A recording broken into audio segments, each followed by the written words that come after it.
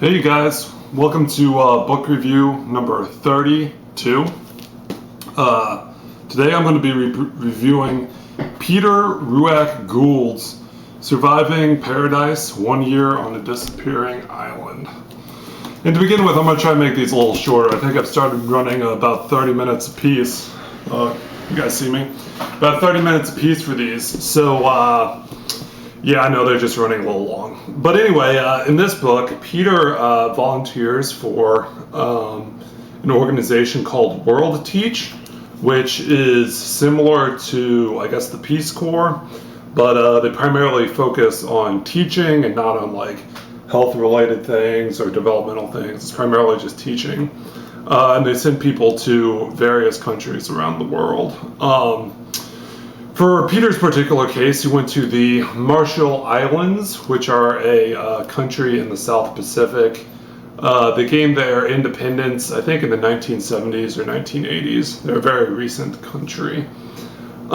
Just a few things about the Marshall Islands before I get into the book, because this is travel books, I guess. It's primarily, like I said, it's a island nation or a multi-island nation in the South Pacific, primarily consisting of coral atolls, which means that the islands are not very high in elevation. You know, maximum elevation, we're talking tens of feet. And they're very sandy, obviously. You're always very close to the ocean. We're invaded by Japan, and then after World War II, we're a U.S. protectorate up until the 1970s or 80s.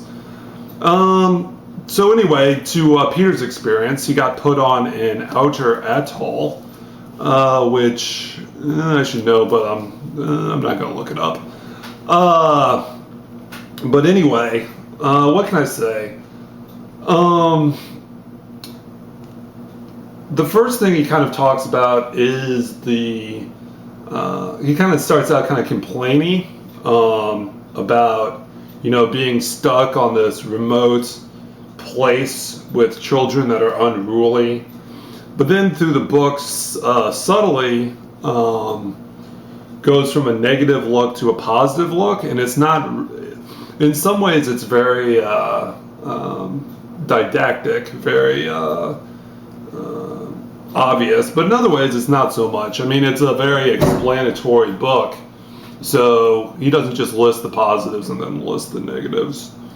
Some of the things that initially stood out at me were the fact that corporal punishment, primarily mothers and fathers hitting their children, was common practice and not even viewed as taboo on the island. Kids were looked on merely as, parents loved their children, but compared to the United States, it was much more just sort of a responsibility rather than a gift, I guess you'd say. Other things that I kind of observed, he talked extensively about the culture of the island and not as much about the classroom experience.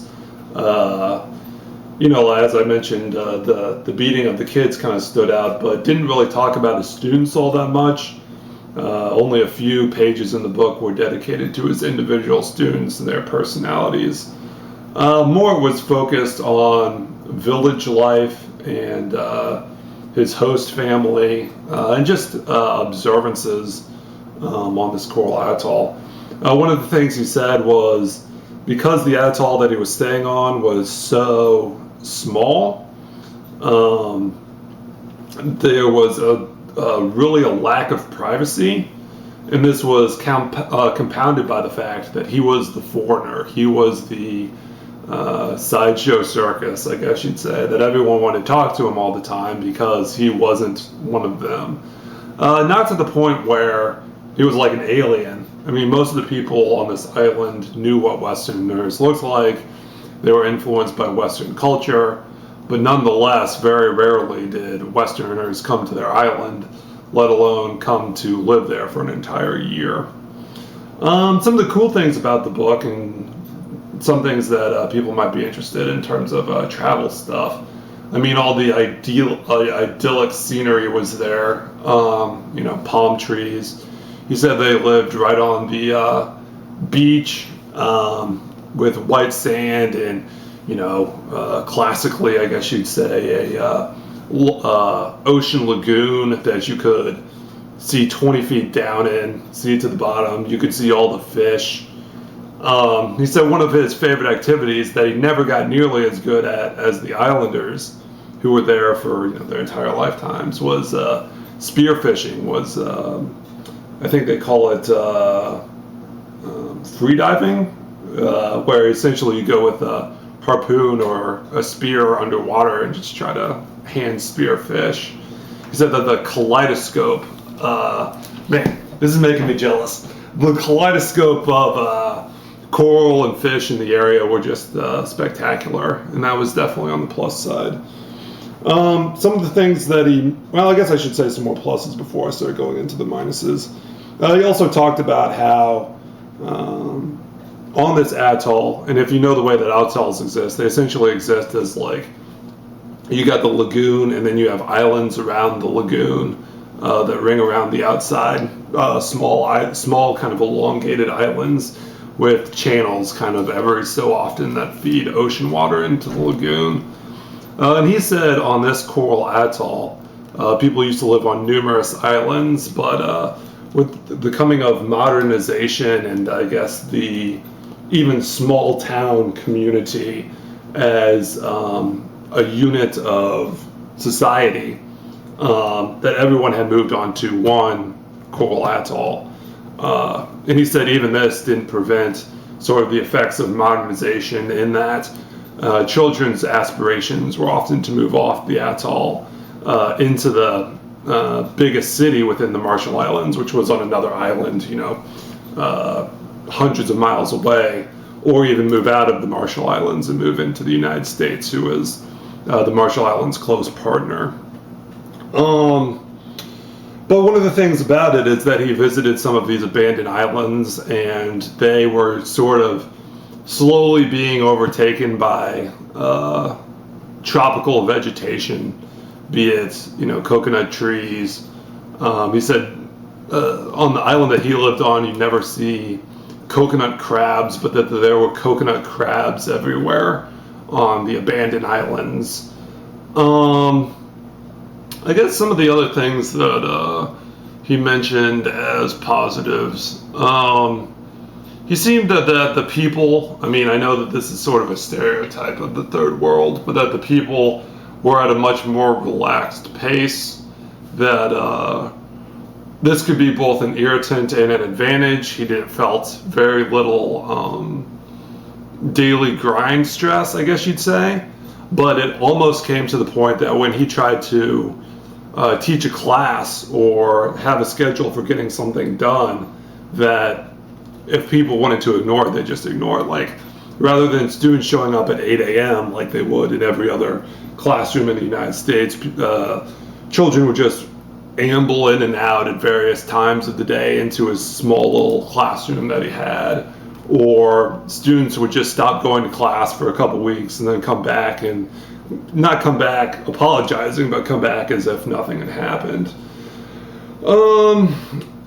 I guess some of the visceral downsides he mentioned was the, incessant flies and mosquitoes. And they weren't so incessant that like you couldn't live there, but it's just like when you see a postcard image, you never see the mosquitoes.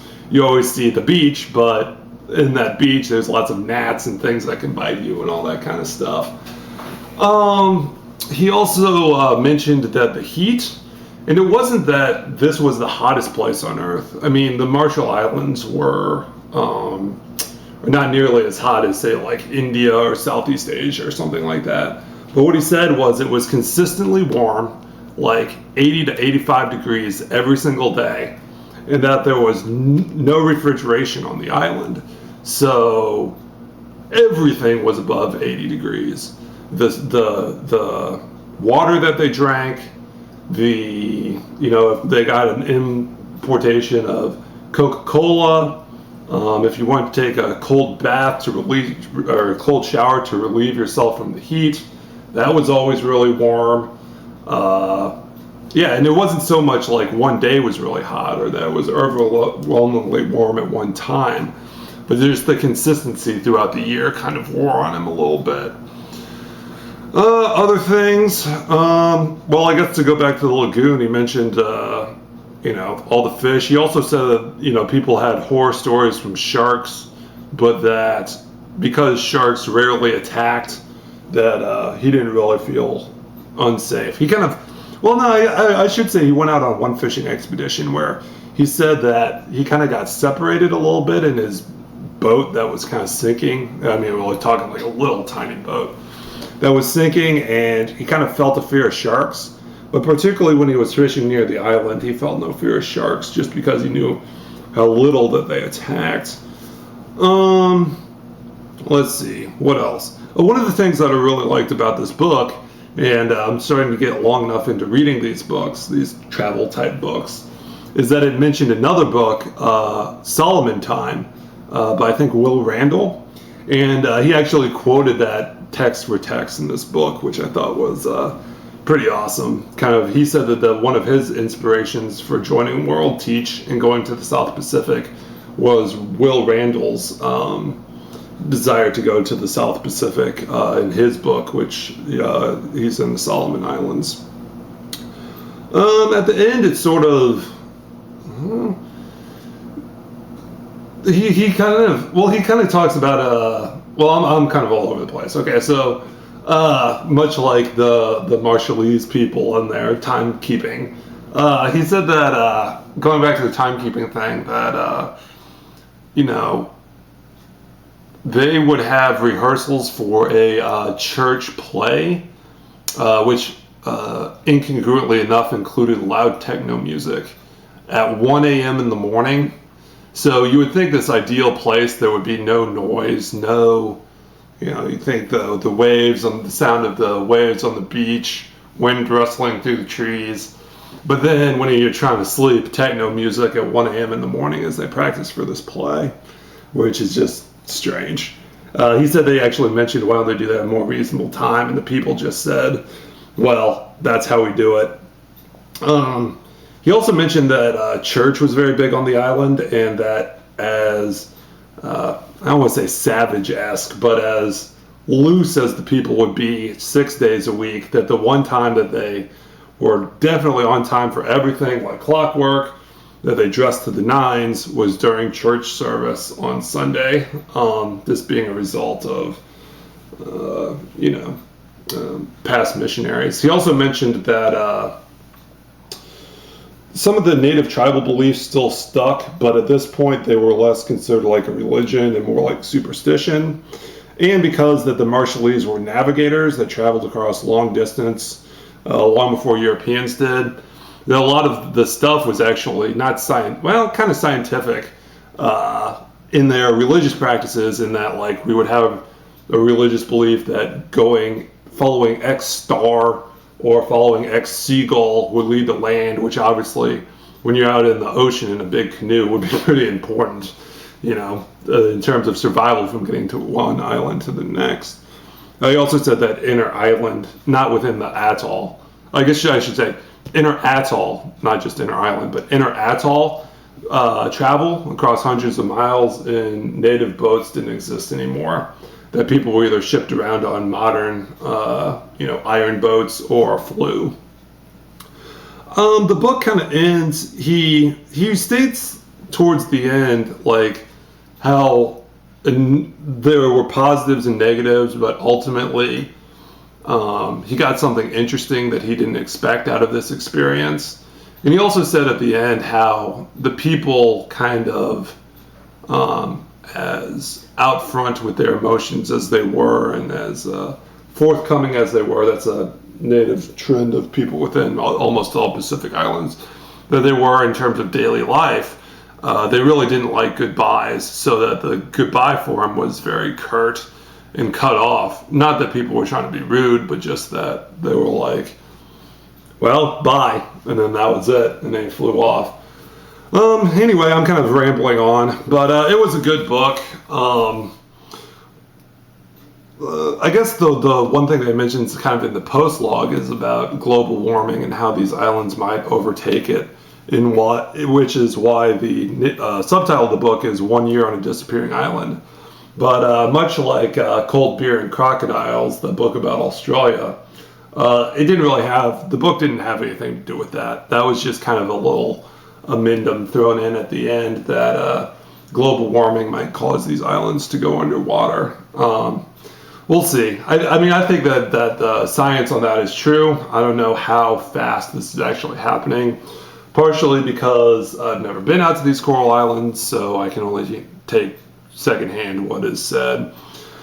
But anyway, I would highly recommend this book. This is in the similar vein to, as I mentioned, Solomon Time, or what's that one that I read? We Sold Our Home and Escaped to the South Pacific, I think is the name. So that's more a travel book. But it's definitely in the South Pacific island genre of books. And also, what I think is really interesting about this, I do these travel books. This was a place that people could travel to, I guess, because of its lagoon and its fish and all the things that I previously mentioned, the idyllic setting. But it wasn't on the travel circuit. It was a guy going to an island that sees almost no visitors. So it was more nitty-gritty than just kind of the superficial travel book. I'm sure I'm leaving something out, but I'm rambling too. So anyway, highly recommended. Surviving Paradise by Peter Rudiak-Gould. Surviving Paradise, 1 Year on a Disappearing Island. Highly recommended. Check out the next book on the South Pacific, Lost Paradise, which I think I'm going to do next, my next review. So peace out. See you guys later. Bye.